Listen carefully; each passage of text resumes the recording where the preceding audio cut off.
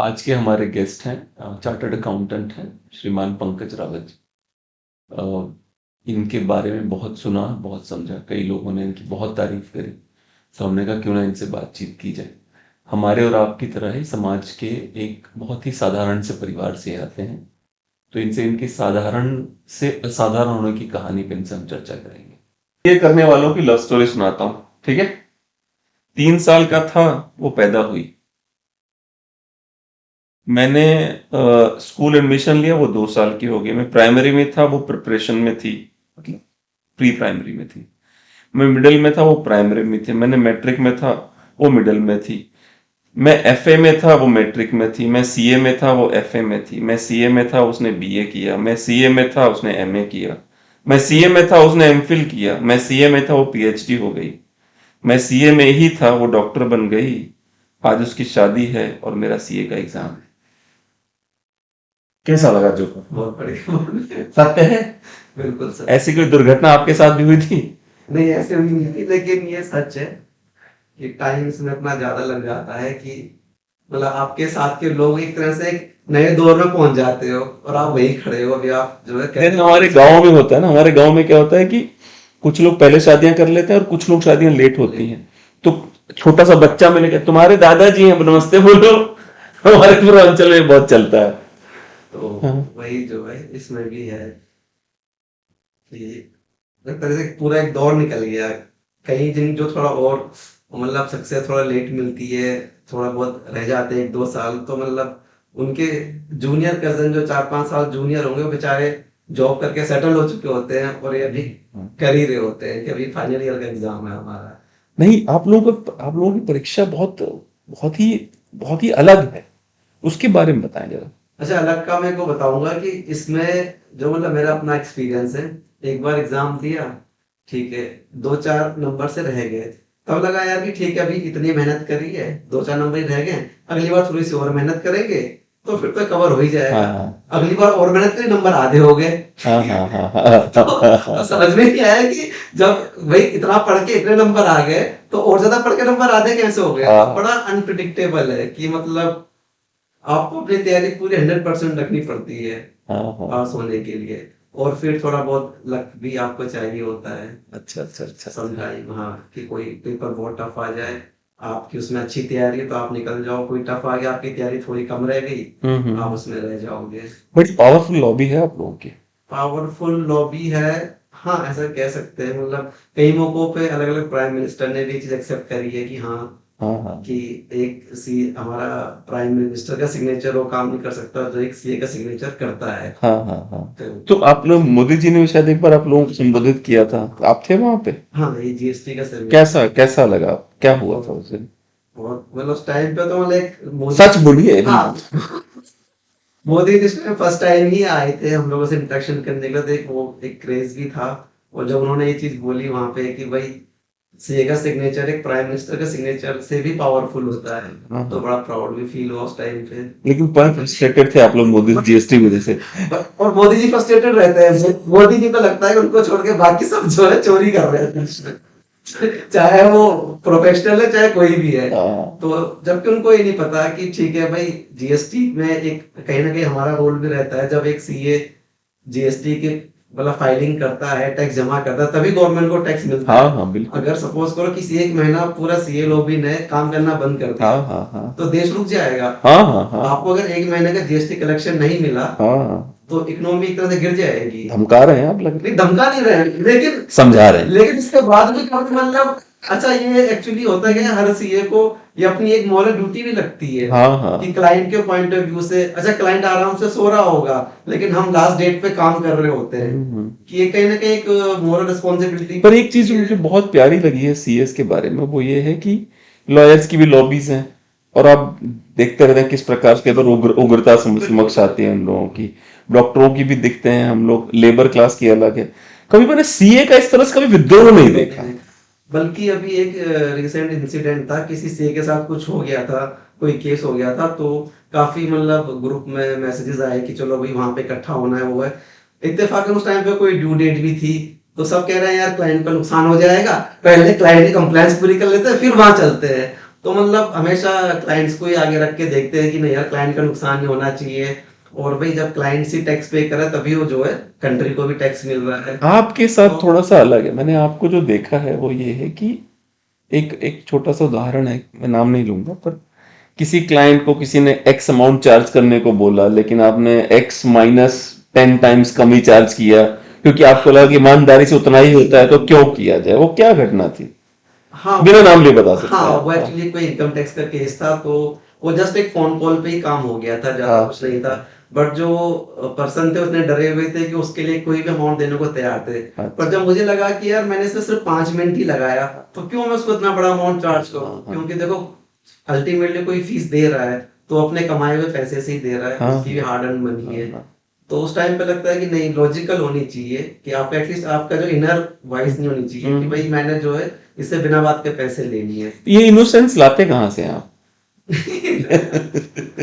ये देखो ये आपके अपने करेक्टर की बात है। हालांकि देखो यही मुझे अपनी अपने प्रोफेशन में या एडवोकेट और डॉक्टर के प्रोफेशन में ये डिफरेंस लगता है। हम्म डॉक्टर ही पहले डराता है कि नहीं भाई पेशेंट को ये हो जाएगा, चाहे उसको पता है छोटा सा केस है कोई बात नहीं, हम्म। डरा धमका के बड़ा सा बिल बनाया जाता है। हाँ सेम हाँ चीज हाँ एडवोकेट्स के हाँ। साथ भी है। पर सारे लेकिन नहीं होंगे ऐसे। हाँ, लेकिन सारे नहीं, हाँ हाँ मोस्ट ऑफ द केस सुनने में आते हाँ हैं। हाँ हाँ। बट हमारी कम्युनिटी में ऐसा मैंने नहीं देखा कि किसी ने बहुत ज्यादा मतलब ऐसे बेनिफिट्स लिए होंगे। नॉर्मली हाँ, दूसरे क्लाइंट्स के लिए उसके लिए भी हमेशा बंदा सोचता है कि हाँ वो नहीं नहीं, होना सबसे ज्यादा चाहिए। लकी वो लोग हैं, मैं बताता हूँ, सबसे ज्यादा लकी वो लोग हैं जिनके परिवार में किसी ने सीए किया हो, कोई लॉयर हो, और अगर गलती से कोई सुप्रीम कोर्ट का जज है आपके परिवार में, फिर तो आपकी निकल पड़ी।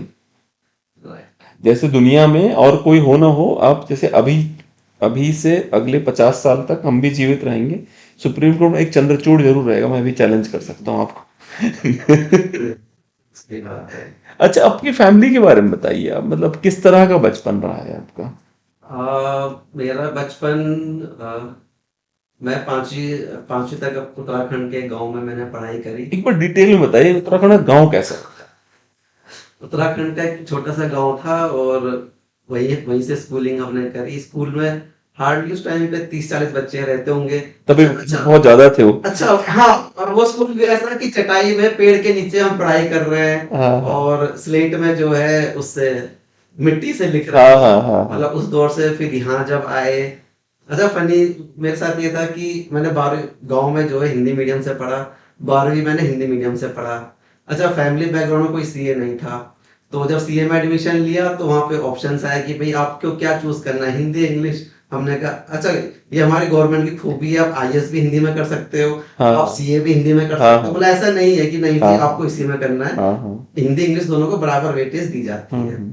तो मैंने हिंदी चूज कर लिया बिना किसी से पूछे। अच्छा फिर जब पढ़ने के लिए चले गए तो कोचिंग में, तो वहाँ जो है 60 बच्चे, उसमें से जो है 59 बच्चे इंग्लिश मीडियम के, मैं अकेला हिंदी।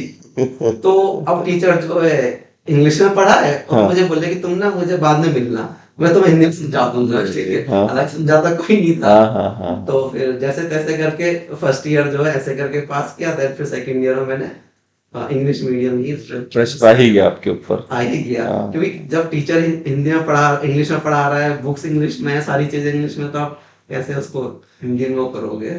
एग्जाम देते टाइम भी बड़ा इन्फीरियर फील होता था, जब टीचर शीट बांट रहा कर रहा फिर कहता था अरे हिंदी मीडियम का बच्चा कौन है। ये कॉपी से हिंदी। नहीं, मैंने जहां तक मुझे पता चला है कि आईएएस के एग्जाम में एक लड़का कोई ऐसा था, मुझे नाम नहीं पता और मुझे साल भी नहीं याद है, उसकी चौथी रैंक आई थी और वो हिंदी मीडियम का था। और लेकिन वही एक बिरला उदाहरण है आईएएस की परीक्षा में, चौथी रैंक लाने वाला व्यक्ति, वो केवल जो है उसने यही से उसने हिंदी मीडियम से पढ़ाई करके चौथी रैंक लाया था। उसके अलावा रिकॉर्ड है कि हिंदी मीडियम वाले बेचारे 100 के बाद ही होते हैं, 1 से 100 तक अंग्रेजी मीडियम वाले होते हैं, हिंदी मीडियम उसके बाद होते हैं। क्योंकि उसका एक रीजन ये भी कोचिंग्स वगैरह या जो बुक्स वगैरह है वो आपको इंग्लिश में ज्यादा वैसी मिलेंगी। तो हम्म। अगर कोई हिंदी से पढ़ रहा है तो उसको थोड़ा और एक्स्ट्रा एफर्ट्स करने पड़ेंगे उसको हम्म। पास करने के लिए, तो इसलिए आपको सोचता है कि चलो तो वही करते हैं, इंग्लिश के साथ ही चलते हैं, तो ये उसका रीजन है। घर में कौन कौन है? घर पे मेरी मदर है एंड 2 सिस्टर हैं, दोनों मैरिड हैं। अच्छा अच्छा। फादर मेरे एक्सपायर हो गए थे बचपन में, हम्म। मदर ने ही जो है हमें सारा वो किया, सपोर्ट किया, पढ़ाई लिखाई सब कुछ किया। वो गवर्नमेंट एम्प्लॉइज। तो एक बात बताइए, जो बचपन में आपके पिताजी की जब डेथ हुई थी तो उस समय अब याद है आपको उस समय का?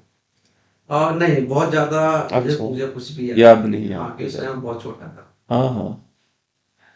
और उस टाइम पे अगर मैं आज को सोचूं कि जब मैं खुद को अज्यूम करूं कि पेड़ के नीचे चटाई में डाल के पढ़ रहा था, हाँ, हाँ। उस टाइम पे सीए कुछ पता है, सीए कुछ होता है। जैसे आज हम बोलते हैं कि भाई बच्चा 5वीं क्लास में, उसको पता होना चाहिए उसको लाइफ में क्या करना है। अगर मैं अज्यूम करूं कि जब मैं 5वीं क्लास में एक गांव के पेड़ के नीचे चटाई में बैठे के पढ़ रहा हूं और मैं कभी सीए बनूंगा करूंगा, हुँ।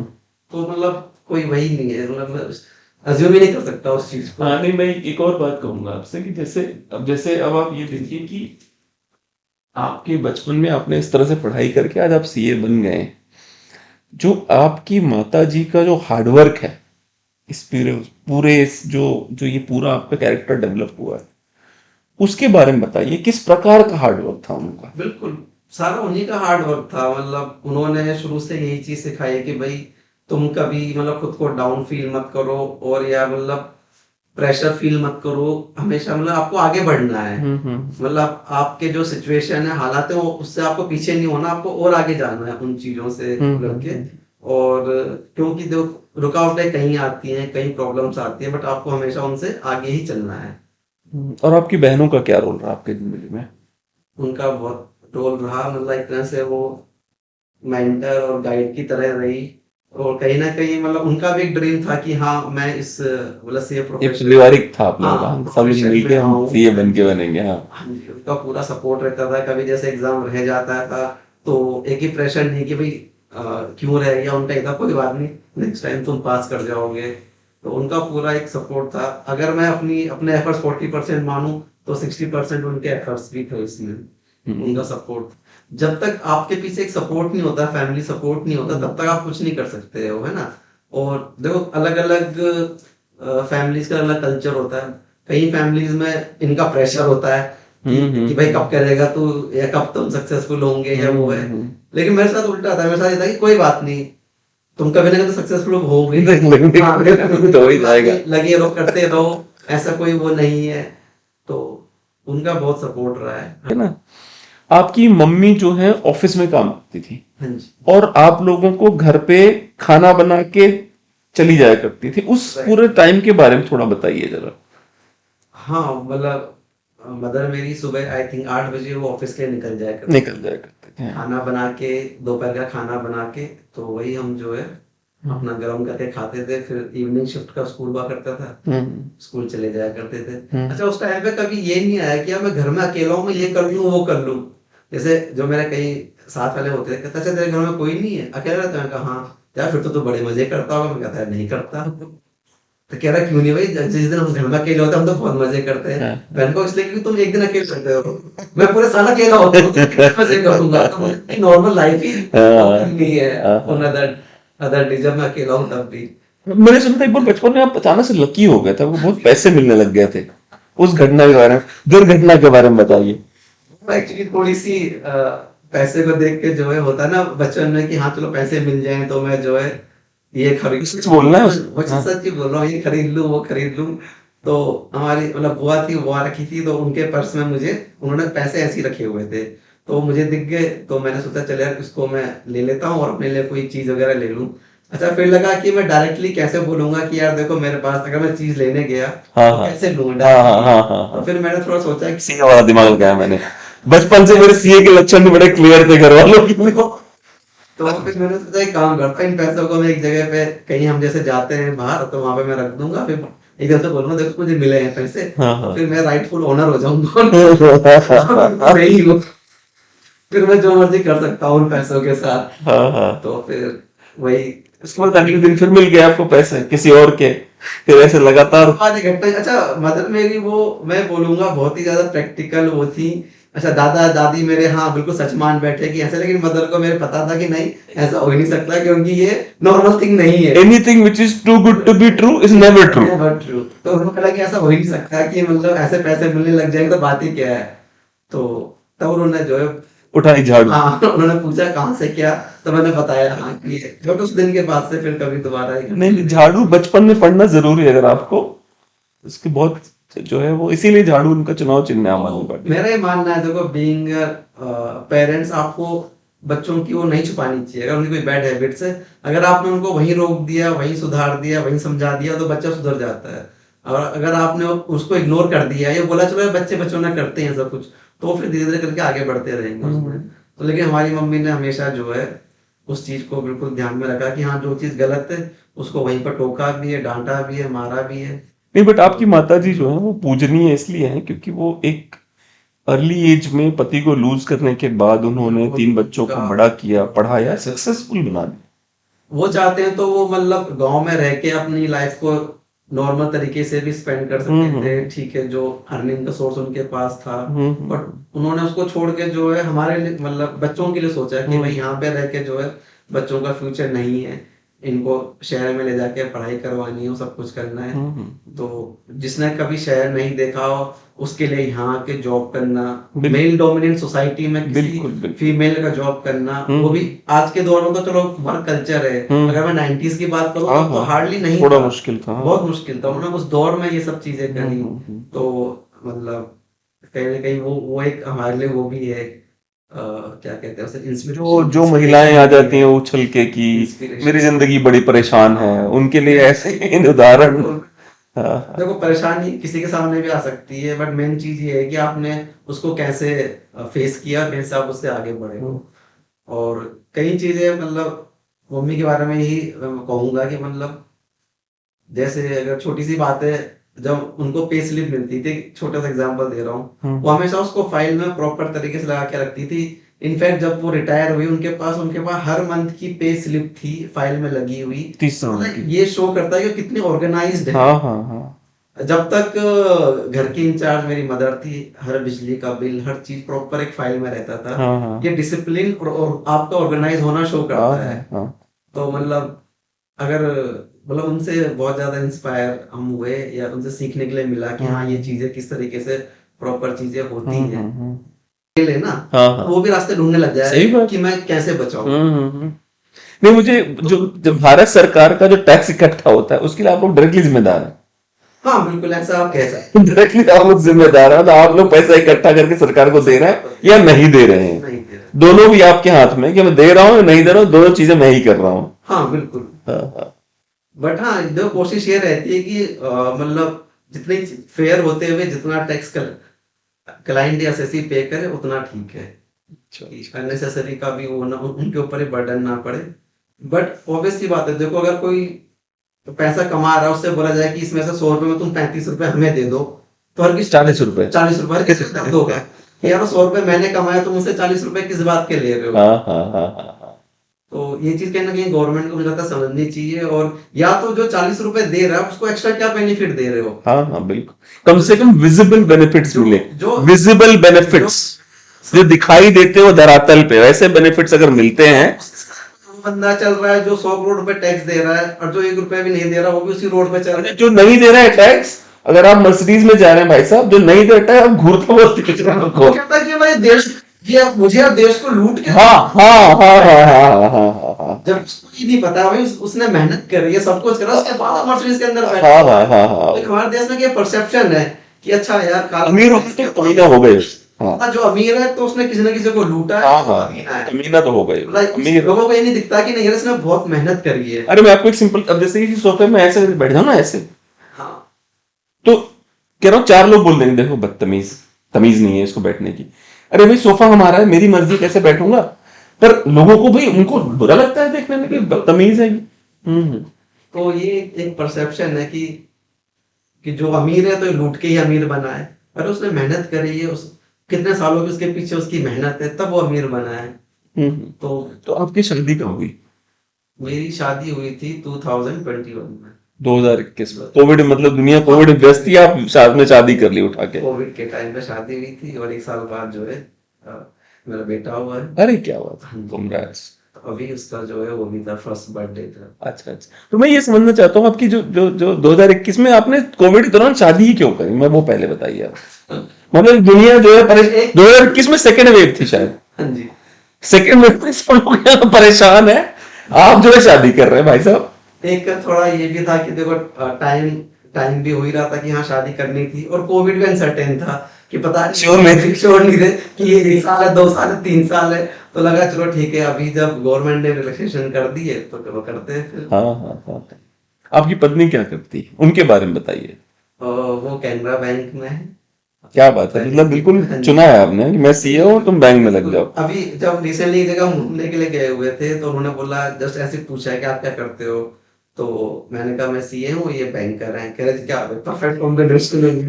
अच्छा मुझे मैं वकील हूँ, मेरी बीवी जज है। तुरंत बोले क्या परफेक्ट कॉम्बिनेशन है, ठीक है। हाँ हाँ हाँ। अच्छा, मुझे एक और बात बताइए, जैसे उत्तराखंड के बारे में, आपके उत्तराखंड के बारे में, जो वहां पे लोग जो पलायन कर रहे हैं, चूंकि आप भी पलायन करके आए हुए हैं, उस पे आपका हाँ, क्या कहना है? उसका कहना है, देखो पलायन का जो जैसे मैं आया, जो अर्ली एज में पलायन होता है उसका एक रीजन ये है कि एजुकेशन, ठीक है। हम्म। सपोज करो अगर मैं सोचूं कि अगर मैं यहाँ नहीं आता और मैं 12th पास अगर अपने गांव से ही करता, तो मैं इधर जो है आर्ट्स लेता या मैं साइंस लेता, मतलब अच्छा कॉमर्स मेरे पास ऑप्शन ही नहीं था। अच्छा, हाँ, अच्छा अच्छा तो अच्छा। फिर तो मैं सीए तो वहाँ कॉमर्स का ऑप्शन ही कॉमर्स नहीं ऑप्शन ही नहीं है है? वहाँ अरे पे। बाप रे, वहाँ पे या तो आर्ट्स है या साइंस है। ये तो बड़ा अजीब है। अगर साइंस है तो उसमें भी आप पीसीएम नहीं ले सकते हो। आपको मतलब वो सब्जेक्ट चूज करने पड़ेंगे जो कि रेलिवेंट है ही नहीं, या आगे जो आपके काम आएंगे ही नहीं। तो नहीं, अगर इस तरह से आप बात करें भाई साहब, जो पढ़ाई आप करते हैं, सीए को छोड़ दीजिए, बाकी जो पढ़ाई आप करते हैं, बीएससी करिए, बीए करिए, मोस्ट ऑफ में काम नहीं आती। जैसे मैंने बीएससी कंप्यूटर साइंस शुरू करा था, उसमें एक एक था 3D। अच्छा। 3D नाम का एक सब्जेक्ट था, मुझे आज तक समझ में नहीं आया उसका प्रयोग मेरे जीवन में कहाँ होगा। अच्छा। बताइए, सॉरी। हाँ हाँ, तो एक अर्ली एज का रीजन, अर्ली एज में प्लान का रीजन ये, वहाँ एजुकेशन नहीं है। हाँ। अच्छा, उसके बाद चलो किसी ने वहां पे पढ़ के अपना 12वीं पास भी कर लिया, तो उसको उसके बाद जॉब के लिए अपने गांव से अलग आना ही पड़ेगा, क्योंकि जो एम्प्लॉयमेंट हो मेन सिटीज में, जो वहाँ की मेन सिटीज हैं, जैसे कि आपके कोटद्वार हो गया, देहरादून हो गया, या इधर आप आएंगे तो नैनीताल हो गया, उधम सिंह नगर। तो मतलब अल्टीमेटली आपको प्लान तो करना ही है, हाँ हाँ। अपने घर से निकलना ही है। जो घर घर बिल्कुल खाली पड़े हैं, उजड़ गए हैं गांव, अजीब लगता है कई बार बिल्कुल बिल्कुल, जाइए तो। बहुत बुरा भी लगता है, क्योंकि हमने कभी उन घरों को बिल्कुल मतलब वो भी देखा है जब वो बिल्कुल आबाद थे, उस स्थिति में थे, और अब जब ऐसे आप लोगों को ज्यादा दिखते पेन हैं होता तो होगा। बिल्कुल बहुत बहुत उस टाइम पर दुख भी होता है। बट वही अल्टीमेटली देखो, जब तक रोजगार आपके नजदीक नहीं पहुंचेगा तब तक प्लान तो होता ही रहेगा। बेशक दूसरे राज्य में ना हो, अपने ही राज्य के अलग शहर में हो, लेकिन हो तो रहा है। अगर कोई उत्तराखंड के किसी गांव से देहरादून में आके रहा, तो पलायन तो है ही, उसने गांव तो छोड़ ही दिया है। बिल्कुल। तो अच्छा, जब एक और चीज मैं बताऊंगा कि जैसे ये बड़ी चर्चा है कि राजनीति में वकील बहुत जाते हैं, पर आप लोग भी बहुत है राजनीति में, पर आप साइलेंटली घुसते हो, आप किसी को हवा नहीं लगने देते हो। राजनीति में है बिल्कुल, और कभी लेकिन प्रेशर वाली वो नहीं करी। अच्छा, अभी रिसेंटली गवर्नमेंट ने काफी सारे मतलब अमेंडमेंट्स करे हैं इसमें, कि मतलब सीएस को और ज्यादा उन्होंने एम्पावर किया है। एम्पावर नहीं कहूंगा, लेकिन लायबल बनाया है। अच्छा। कि ठीक है जी, उनको लगता है कि भाई अगर कोई क्लाइंट या कोई एसएससी कुछ कर रहा है, सीए को सब कुछ पता है, हाँ हाँ तो बिल्कुल। उनको और ज्यादा मतलब आप पनिश कर सकते हो, वो कर सकते हो, लेकिन एडवोकेट को नहीं। भाई अच्छा। अल्टीमेटली अगर कोई क्रिमिनल का केस हाँ अगर लड़ हाँ रहा हाँ है, हाँ तो हाँ। उसको पता है ना उसने मर्डर किया हुआ है। बिल्कुल बिल्कुल बिल्कुल, भाई अरे क्या बात है, हाँ अगर हाँ हाँ। अगर कोई हाँ बंदा हाँ मर्डर करने किसी एडवोकेट के पास हाँ आता है, हाँ तो पहले हाँ तो बोलता ही है ना कि हाँ भाई मैंने मर्डर हाँ किया हाँ है। हाँ हाँ लेकिन उसके बाद भी वो उसके लिए लड़ रहा है, उसको छुड़वा रहा है। हाँ हाँ, वो तो अब वो एक्सेप्टेड है, सीए का एक्सेप्टेड नहीं है। लेकिन एक्सेप्टेड नहीं है, हाँ हाँ हाँ हाँ क्योंकि वो एडवोकेट लॉबी पॉलिटिक्स में इतनी ज्यादा पावरफुल है कि आप उनके अगेंस्ट में कोई लॉ या वो रूल बना ही नहीं सकते हो। हाँ हाँ हाँ। वो हर पार्टी के अंदर है, आइदर वो अपोजिशन वाली है या वो जो है रूलिंग पार्टी है। हर पार्टी में एडवोकेट्स हैं, तो आप उनको मतलब किसी तरीके से लायबल बना ही नहीं पर सकते हो। अगर आप लॉजिकली भी सोचो तो मतलब कैसे, सीए अब अगर लॉयर अगर अपनी अपने पेशे से ईमानदारी करे तो नहीं, कैसे नहीं जीत पाएगा वो। बट फिर भी जो घोड़ा घास है उसकी नहीं, वही चीज आप लोगों के साथ भी होनी चाहिए। तो एग्जैक्टली वही चीज है। देखो अगर कोई क्लाइंट कहीं टैक्स चोरी हो रही है, टैक्स इवेजन हो रहा है, तो क्लाइंट के कहने से ही हो रहा है, तो हम्म। प्राइम प्राइम लायबल तो क्लाइंट ही हुआ बिल्कुल ना। हुआ, बिल्कुल हुआ। बट उसमें जो है आप हमें भी जो इक्वली अभी लोग वो करने लग गए हैं। सबसे बड़े सीए कौन है आपके नजर में, देश में सबसे बड़ा सीए कौन है? देश में सबसे बड़ा सीए तो मैं कुमार मंगलम बिरला जी को बोलूंगा। अच्छा, सीए बिजनेस में। हाँ, उन्होंने मतलब वो जिस फील्ड में मतलब जिस बैकग्राउंड से आते हो, शायद अगर पढ़ाई ना भी करते तो भी उन्होंने जो है वो कर लेते, वो हाँ हाँ बिजनेस में रहते ही, हाँ, लेकिन उन्होंने सीए पास सीए किया। पास करा, क्योंकि शायद कोई कहता है कि उनको समझना था कि हाँ मैं बिजनेस को और अच्छे से समझ सकूं उसके हाँ बाद, हाँ। तो इस वजह से उन्होंने इसको वो किया। और सीए फर्म्स में सबसे बड़ी फर्म्स कौन सी हैं? अब आज के डेट में तो जैसे बोलेंगे, ये जो बाहर के फर्म्स है, E&Y है, PwC है, जो कि एक तरह से एमएनसी फर्म्स भी हो डिलॉइट, गया, डिलॉयट हो डिलॉइट गया, है हाँ। इवन केपीएमजी को लोग सीए मानते हैं, सीए फर्म केपीएमजी मानते में हैं। बिल्कुल वहां पे भी सीएस भी हैं और अच्छा इनके अपने अलग अलग अच्छा वर्किंग होगी है। अच्छा अच्छा अच्छा अच्छा। और आप जैसे कोई लड़का जो है, जितने जो बच्चे हैं आज के जो सीए करना चाहते हैं, या फिर अ, आपसे तो वो भी उदाहरण लिया जा सकता है, एक जिंदगी अच्छे से जी कैसे जाती है, क्या कहना चाहेंगे आप बच्चों के लिए? और बच्चों के लिए मैं यही दोनों कहूंगा, बताइएगा, सीए वाला भी और नॉर्मल जिंदगी कैसे शांति से जी सकते हैं। सीए वाला मैं कहना चाहूंगा, जैसे देखो जिसके फैमिली बैकग्राउंड में कोई सीए है तो वो तो ठीक है, उनको गाइड करके चलता है, लेकिन जैसे किसी के अगर कोई रिलेशन में कहीं कोई सीए नहीं है, उस बच्चे ने सोचा है मुझे सीए करना है, तो उनके फ्रेंड्स से सर्कल में लोग डराते हैं कि अरे नहीं कैसे होगा, इसको बहुत पढ़ना पड़ता है, ये है वो है, बट ऐसा नहीं है। मेरा मानना है कि अगर किसी को सीए करनी भी है तो आप एक एक कंसिस्टेंट स्टडी के साथ अपना करते रहिए, तो बहुत ज्यादा मुश्किल भी नहीं है। शायद वो तो आईएएस के लिए भी मैं कहूंगा, जो अगर आईएएस टॉप करते हो भी यही कहते हैं शायद, कि अगर आप रेगुलर स्टडी करते हो और ईमानदारी से करते हो तो कोई मुश्किल चीज नहीं है। देखो पढ़ाई ऐसी चीज है जिसके लिए आपको ईमानदार होना पड़ता है, आप बेईमानी नहीं कर सकते। वजन कम करने में भी, वेट कम करना, पढ़ाई करना, ये चीजें बिल्कुल है। किताब खोल के बैठा हूँ, मैं पढ़ाई नहीं कर रहा हूँ तो इसलिए मुझे पता है, हाँ तो मैं अपने साथ बेईमानी कर हाँ रहा हाँ हूँ। हाँ अगर मैंने इसे पूरा साल बिता दिया है, किताब खोल के बैठा हूँ, पढ़ नहीं रहा हूँ, तो मैं फेल ही होऊंगा। नहीं, दो चीजें हैं, वेट लॉस और पढ़ाई। पढ़ाई अगर आप वेट लॉस में खा रहे हो ज्यादा और तो किसी बेवकूफ बना रहे हो, को बना, वो कोई फर्क नहीं पड़ता, आपका वेट कमी नहीं होगा। अगर आप पढ़ाई कर रहे हो, नहीं मन से पढ़ रहे हो, तो तो कोई फायदा नहीं है उसका। हाँ हाँ। तो जो अगर आप जो रेगुलर स्टडी करता रहता है, कर सकता है, वो इजीली इसको पास कर सकता है, इसमें कोई वो और जो एक जीवन जीने के बारे में बताएं, क्योंकि जहां तक जितने लोगों से भी मेरी बातचीत हुई आपके बारे में, everybody has a very high sense of respect for you, सभी बहुत ही मन से इज्जत करते हैं इसके आपकी। लिए बहुत बहुत धन्यवाद पहले तो। हाँ हाँ हाँ। बाकी ना ये है कि देखो, हर किसी को कोशिश करनी चाहिए कि जितना ऑनेस्टी से आप रहोगे दूसरे के साथ, मतलब कम से कम आप अ, बेईमानी करो, कम से कम आप किसी के बेनिफिट्स लेने की कोशिश करो, तो वो चीज आपको वापस रिटर्न में जरूर मिलती है। और रिस्पेक्ट सबकी करो, ये नहीं कि मैं किसी को देख के जो है जेलस हो रहा हूँ, या मुझे मैं उससे हमेशा बेनिफिट लेने की सोच रहा हूँ, वो चीज नहीं। आपके घर में मैंने सुना सबसे पहली बार टीवी आपके घर में आया था, मतलब पुराने जमाने में जो कुछ चंद लोग थे जिनके यहाँ हाँ, टीवी हुआ करता था, उनमें से आपका एक घर था। गाँव में, उसके बारे में बताइए जरा, कैसे थे वो दिन आपके? गाँव में पहले क्या होता मतलब था, मुझे दूरदर्शन शुरू होता हाँ वो बड़ा फनी होता था। और जब सैटरडे संडे किस दिन मूवी पिक्चर आती तो पहले गांव में क्या था, जैसे घर में टीवी है, हाँ सब लोग फिर खा पी के उसके घर में चले जाते थे, मतलब कम से कम 25-30 लोग बैठे हुए हैं खाना खाने के बाद और फिल्म देख रहे हैं। जब खत्म हो रहा है रात को 12-1 बजे, तब सब लोग टॉर्च जला के अपने घर वापस आ रहे हैं। हाँ। और वो जो उसमें बाघ वाघ का डर भी होता था, लेकिन तब भी सब लोग बाघ का डर कितना है उत्तराखंड, कितना लॉजिकल है ये बताइए, बाघ का डर या चीते देखो का डर? लॉजिकल बहुत है, जिसको नहीं मिला तो कभी नहीं मिला, और जिसके साथ मिस हैपनिंग हुई है तो उनके लिए तो बहुत है, कि अगर किसी के परिवार में किसी को बाघ की वजह से कोई नुकसान हुआ तो उसके लिए तो हमेशा है ही, कि हाँ भाई जिसके साथ कभी इनकाउंटर हुआ है किसी गुलदार या बाघ के साथ? मेरा एक बार तो ऐसे रास्ते में चलते मैंने ऊपर जंगल में देखा था, बाकी 1-2 बार हाँ गांव आते अभी से फ्रंट फ्रंट गाड़ी, हमला नहीं हुआ हाँ मतलब? नहीं वैसे अमिताभ बच्चन का आपने भिड़ नहीं गया उसके साथ? नहीं, बट गाड़ी से आते जाते हुए कई बार देखा है। अच्छा अच्छा अच्छा अच्छा। अभी बल्कि रिसेंटली चल भी रहा है शायद कि कुछ गांवों में जो है बाघ का आतंक है, तो वहां पे स्कूल वगैरह बंद कर दिए हैं, अरे कर्फ्यू बाप टाइप का लगाया हुआ है, और शायद ये लोग जो जंगल विभाग है वहां पे गश्त भी कर रहा है। रे। तो ये गुलदार नहीं, प्रॉपर बाघ है, अच्छा जो कि मतलब कैमरे में और उसमें देखा भी गया है, बाघ है हाँ और वो आदमखोर हो चुका है। तो अच्छा। वहां पे एक तरह से मतलब प्रशासन ने ही कर्फ्यू लगाया हुआ है कि आप लोग शाम को बाहर नहीं जाओगे। मैं तो चाहता हूँ जब कोई बाघ बाघ या जब कोई इस तरह की चीज जब आदमखोर हो जाए, तो जो लेफ्ट लिबरल वाले हैं उनको भेजना चाहिए, क्या पता वो समझा ले उसको कि ये गलत बात है, छोड़ दो इसको तुम। सरकार का ये है कि इंसान मर जाए कोई बात नहीं, लेकिन बाघ नहीं मरना चाहिए, हाँ। उसको पहले बचाओ। पर उसको जैसे आदमखोर बाघ को उसमें चिड़ियाघरों में नहीं रखा जा सकता? मुझे आइडिया नहीं है बिल्कुल, मैं पूछ रहा हूँ। नहीं, शायद ये पकड़ के उसको किसी और जगह छोड़ देते हैं, बस यही करते हैं कि जहाँ कम तो क्या पॉपुलेशन वहां वहां नहीं या मारेगा? या जहाँ कोई नहीं है, कहीं ऐसी रेंज होती है जहाँ दूर दूर तक गांव नहीं होते, फिर वो तो ढूंढ भी लेगा ना, मतलब कहाँ है इंसान, तब तक उसका तब क्या तक है, सोचते हैं शायद ये जो है आदम कौसर जो है ये वेजिटेरियन हो जाएगा। कि जंगल के जानवर को मारने लग जाएगा और इंसान को भूल जाएगा, उसका स्वाद भूल जाएगा। मुझे तो नहीं लगता इसको मजा आ गया इंसानों, वो कभी नहीं जा रहा वेजिटेरियन बनने के लिए।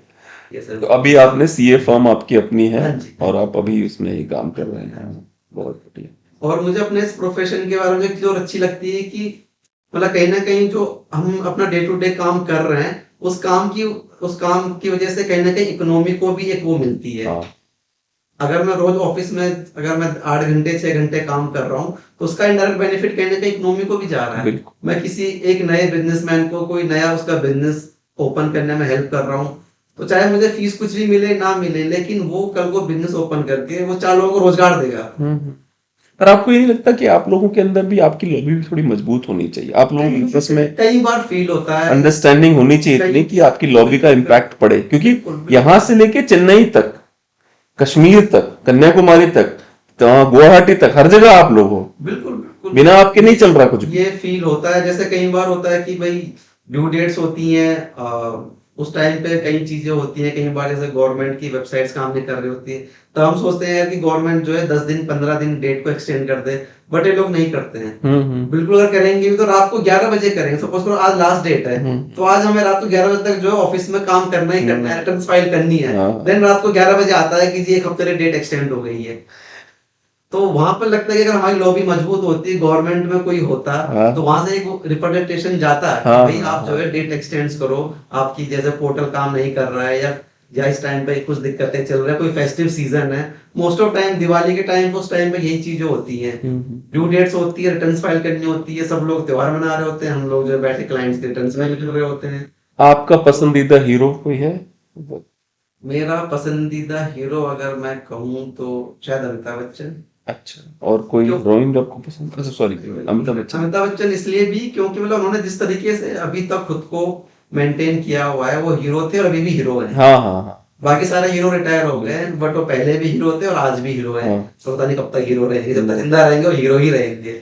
एंड तो नो हीरोइंस? हाँ, क्यों भाई? हाँ, हीरोइंस में ऐसा ऐसा कोई वो नहीं है। क्या बात कर दी, क्या? क्योंकि देखो एक तो अच्छा, ये इंटरव्यू पत्नी भी देखेगी इस वजह से बोल रहे आज आज के टाइम पे मैक्सिमम देखो मूवीज जो है वो मतलब हीरोइन को जस्ट एक वो रह गया हो? वो, प्रॉप है। हाँ प्रॉप रह गई आज हाँ के हाँ टाइम हाँ। पे। तो इस वजह से धीरे धीरे करके अब लोग भी उसी तरह से जो है ढलते चले गए कि हाँ, अगर उनसे फेवरेट हीरो पूछो फटाक से नाम आएगा, हीरोइन पूछो तो सोचेंगे कि यार मैंने आखिरी नहीं, ये भी तो हो सकता है कि ज्यादा ही चीप हो, बहुत सारी हो तो कौन सी है, ये भी अच्छी, ये भी अच्छी, ये भी अच्छी। ये वो भी हो सकता है। पॉलिटिक्स में interest? No? Yes may be? हाँ मैं कहूंगा कि है। अच्छा। कई बार मतलब हाँ, ओपिनियंस मैं भी रख। फिर उसके बाद भी जैसे होता है ना कि ऐसा है कि हाइपोथेटिकल सिचुएशन है आपके लिए, हाइपोथेटिकल है कि पॉलिटिकल पार्टी में लीडर बड़ा पसंद है पर उसकी पॉलिसीज बड़ा इरिटेट कर रही हैं, फिर? तो उस टाइम पे फिर यही देखना मतलब ये लगता है कि हाँ ये नहीं तो इसके अलावा और कौन है। अच्छा। तो अगर कोई और ऑप्शन अच्छा दिख रहा है तो फिर तो मुझे लगता है देखो दो चीजें हैं, अगर अगर आप मेरा पॉलिटिकली जो मेरा व्यू है, अगर आप किसी पर्सन को आप हर बार चुन रहे हो, चाहे चाहे वो आपका विधायक है, पार्षद है, बार बार चुन रहे हो, तो आपने 3 बार चुन लिया, तो इसका मतलब ये है कि आपके क्षेत्र में कोई समस्या ही नहीं होनी चाहिए, हाँ हाँ हाँ, तभी आपने उसको बिल्कुल मौका दिया। बिल्कुल। लेकिन आप उसको बार बार मौका भी दे रहे हो, आपके लेकिन क्षेत्र की समस्या है जस की तस है, तो हाँ फिर तो मेरे हिसाब से उसको बदलना चाहिए। अदरवाइज तो आप उसको हर बार चुनोगे, समस्या वहीं की वहीं रहेंगी। अब आप ये मत सोचो कि मैं किसी और को चुनूंगा, क्या वो समस्याएं दूर कर पाएगा, तो फिर चुनो तो सही पहले, फिर तो पता चलेगा। लेकिन अगर मैं किसी को बार बार चुन रहा हूँ तो मतलब सारी समस्याएं नहीं, लेकिन मुझे सुधार होता तो दिखे कि हाँ भाई देखो पहले ये समस्याएं थी, ये देखो 2 साल 3 साल मेरे क्षेत्र में रहे, इन्होंने ये समस्या दूर कर दी, ये कर दी।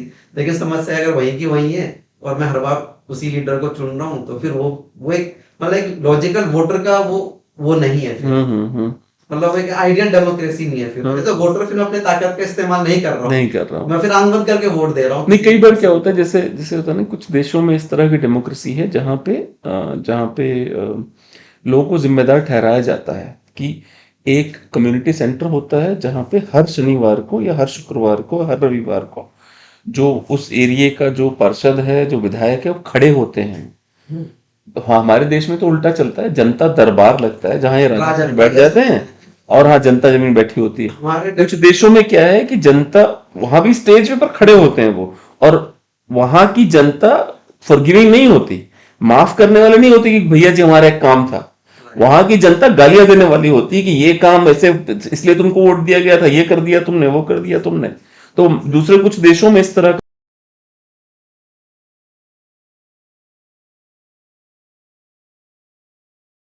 है ना। आपकी मम्मी जो है ऑफिस में काम करती थी, हाँ जी, और आप लोगों को घर पे खाना बना के चली जाया करती थी, उस राइट। पूरे टाइम के बारे में थोड़ा बताइए जरा। हाँ, मतलब मदर मेरी सुबह आई थिंक 8 बजे वो ऑफिस के लिए निकल जाया करती निकल थी। जाया करते थे, हाँ। खाना बना के, दोपहर का खाना बना के, तो वही हम जो है हम्म। अपना गर्म करके खाते थे। फिर इवनिंग शिफ्ट का स्कूल हुआ करता था, हम्म। स्कूल चले जाया करते थे। हम्म। अच्छा, उस टाइम पे कभी ये नहीं आया कि यार मैं घर में अकेला हूँ, मैं ये कर लूँ वो कर लूँ। जैसे जो मेरे कई साथ वाले होते थे, कहते अच्छा तेरे घर में कोई नहीं है, अकेला रहता है? मैं कहा हाँ। यार फिर तो तू बड़े मजे करता होगा। मैं कहता है नहीं करता। तो कह रहा क्यों नहीं भाई, जिस दिन हम घर में अकेले होते हैं हम तो बहुत मजे करते हैं। हाँ। बहन को इसलिए क्योंकि तुम एक दिन अकेले रहते हो, मैं पूरे साल अकेला होता हूँ तो कितने मजे करूंगा। तो मुझे नॉर्मल लाइफ ही वो हाँ, करनी है हाँ, उन अदर अदर डे जब मैं अकेला हूँ तब भी। मैंने सुना था एक बार बचपन में आप अचानक से लकी हो गए थे, आपको बहुत पैसे मिलने लग गए थे, उस घटना के बारे में, दुर्घटना के बारे में बताइए। एक्चुअली थोड़ी सी पैसे को देख के जो है होता है ना बचपन में कि हाँ चलो पैसे मिल जाएं तो मैं जो है ये खरीद, सच बोलना है वो हाँ। सच ही बोल रहा हूँ, ये खरीद लूँ वो खरीद लूँ। तो हमारी मतलब बुआ थी, बुआ रखी थी, तो उनके पर्स में मुझे उन्होंने पैसे ऐसे ही रखे हुए थे। तो मुझे दिख गए तो मैंने सोचा चल यार इसको मैं ले लेता हूँ और अपने लिए कोई चीज वगैरह ले लूँ। अच्छा, फिर लगा कि मैं डायरेक्टली कैसे बोलूंगा कि यार देखो मेरे पास, अगर मैं चीज लेने गया हाँ, तो हाँ, कैसे लूँ हाँ, हाँ, डायरेक्टली। हाँ, हाँ, तो हाँ। फिर मैंने थोड़ा सोचा कि सीए वाला दिमाग लगाया मैंने, बचपन से मेरे सीए के लक्षण भी बड़े क्लियर थे घर वालों की। तो फिर मैंने सोचा एक काम करता हूँ, इन पैसों को मैं एक जगह पे कहीं हम जैसे जाते हैं बाहर तो वहां पे मैं रख दूंगा। फिर एकदम से बोलूंगा देखो मुझे मिले हैं पैसे, हाँ, तो हाँ। फिर मैं राइटफुल ओनर हो जाऊंगा उनका। नहीं हूँ, फिर मैं जो मर्जी कर सकता हूँ उन पैसों के साथ। हाँ, हाँ। तो फिर वही उसके बाद अगले दिन फिर मिल गया आपको पैसे किसी और के, फिर ऐसे लगातार। आज घटना। अच्छा, मदर मेरी वो मैं बोलूंगा बहुत ही ज्यादा प्रैक्टिकल वो थी। अच्छा, दादा दादी मेरे हाँ बिल्कुल सच मान बैठे कि ऐसे, लेकिन मदर को मेरे पता था कि नहीं ऐसा हो ही नहीं सकता क्योंकि ये नॉर्मल थिंग नहीं है। Anything which is too good to be true is never true. Never true. तो उनको लगा कि ऐसा हो ही नहीं सकता कि मतलब ऐसे पैसे मिलने लग जाएंगे तो बात ही क्या है। तो तब उन्होंने जो है उठाई झाड़ू। हाँ उन्होंने पूछा कहाँ से क्या, तो मैंने बताया हाँ कि बट उस दिन के बाद से फिर कभी दोबारा ये नहीं नहीं, झाड़ू बचपन में पढ़ना जरूरी है अगर आपको, उसकी बहुत जो है वो, इसीलिए झाड़ू उनका चुनाव चिन्ह है हमारे पार्टी। मेरा ये मानना है देखो, बीइंग पेरेंट्स आपको बच्चों की वो नहीं छुपानी चाहिए। अगर उनकी कोई बैड हैबिट्स है, अगर आपने उनको वहीं रोक दिया, वहीं सुधार दिया, वहीं समझा दिया तो बच्चा सुधर जाता है। और अगर आपने उसको इग्नोर कर दिया या बोला चलो ये बच्चे बच्चों ने करते हैं सब कुछ, तो वो फिर धीरे धीरे करके आगे बढ़ते रहेंगे उसमें। तो लेकिन हमारी मम्मी ने हमेशा जो है उस चीज को बिल्कुल ध्यान में रखा कि हाँ जो चीज गलत है उसको वहीं पर टोका भी है, डांटा भी है, मारा भी है। नहीं बट तो आपकी माता जी जो है वो पूजनीय इसलिए हैं क्योंकि वो एक अर्ली एज में पति को लूज करने के बाद उन्होंने बहुत 3 बच्चों को बड़ा किया, पढ़ाया, सक्सेसफुल बना दिया। वो चाहते हैं तो वो मतलब गांव में रह के अपनी लाइफ को नॉर्मल तरीके से भी स्पेंड कर सकते थे। हम्म। ठीक है, जो अर्निंग का सोर्स उनके पास था, बट हम्म। उन्होंने उसको छोड़ के जो है हमारे लिए मतलब बच्चों के लिए सोचा कि भाई यहाँ पे रह के जो है बच्चों का फ्यूचर नहीं है, इनको शहर में ले जाके पढ़ाई करवानी है, वो सब कुछ करना है। तो जिसने कभी शहर नहीं देखा हो उसके लिए यहाँ के जॉब करना, मेल डोमिनेंट सोसाइटी में किसी बिल्कुल बिल्कुल। फीमेल का जॉब करना, वो भी आज के दौर में तो चलो वर्क कल्चर है। अगर मैं 90s की बात करूँ हाँ तो हाँ, हार्डली नहीं थोड़ा था, मुश्किल था, हाँ। बहुत मुश्किल था। उन्होंने उस दौर में ये सब चीजें करी। हम्म। तो मतलब कहीं ना कहीं वो एक हमारे लिए वो भी है, क्या कहते हैं उसे, जो इंस्पिरेशन जो महिलाएं आ इंस्पिरेशन भी जाती है। हैं उछल के कि मेरी इंस्पिरेशन जिंदगी बड़ी परेशान है, उनके लिए ऐसे इन उदाहरण। हाँ हाँ। देखो, परेशानी किसी के सामने भी आ सकती है, बट मेन चीज ये है कि आपने उसको कैसे फेस किया, कैसे आप उससे आगे बढ़े हो। और कई चीजें मतलब मम्मी के बारे में यही कहूंगा कि मतलब जैसे अगर छोटी सी बात है, जब उनको पे स्लिप मिलती थी, छोटा सा एग्जांपल दे रहा हूँ, वो हमेशा उसको फाइल में प्रॉपर तरीके से लगा के रखती थी। इनफैक्ट जब वो रिटायर हुई उनके पास हर मंथ की पे स्लिप थी फाइल में लगी हुई। 30 साल मतलब की। ये शो करता है कि कितने ऑर्गेनाइज्ड है। हाँ हाँ हाँ। जब तक घर की इंचार्ज मेरी मदर थी, हर बिजली का बिल, हर चीज प्रॉपर एक फाइल में रहता था। हाँ हाँ ये डिसिप्लिन और आपका ऑर्गेनाइज होना शो हाँ करता हाँ है। हाँ तो मतलब अगर मतलब उनसे बहुत ज्यादा इंस्पायर हम हुए या उनसे सीखने के लिए मिला कि हाँ ये चीजें किस तरीके से प्रॉपर चीजें होती हैं। हम्म। चलिए मिस्टर रावत, बहुत जी बहुत मजा आया आपसे बात करके, बहुत अच्छा लगा। और इसी तरह से लोगों को इंस्पायर करते रहिए, इसी तरह से और लोगों को सीए बनाते रहिए, और भारत सरकार को टैक्स देते रहिए, पर हमारे मत दीजिए। तो ये थे हमारे पंकज रावत जी। हमारे चैनल को सब्सक्राइब करें, हमारे वीडियो को लाइक करें, एक घंटे का आइकॉन है उसको जरूर दबाएं, और please share this video with all your friends. Thank you.